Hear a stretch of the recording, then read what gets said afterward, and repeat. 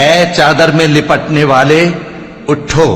اب خبردار کرنے لگو اور اپنے پروردگار کی بڑائی بیان کرو، اور اپنے کپڑے پاک رکھو اور شرک کی گندگی سے تو الگ ہی رہو،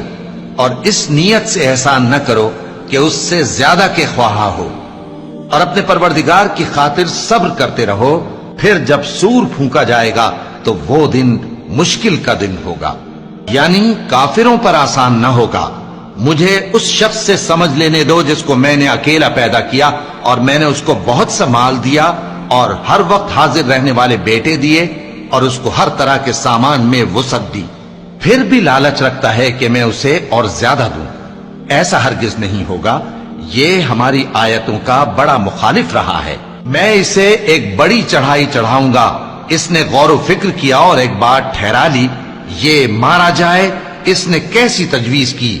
پھر یہ مارا جائے، اس نے یہ کیسی تجویز کی، پھر اس نے نگاہ کی، پھر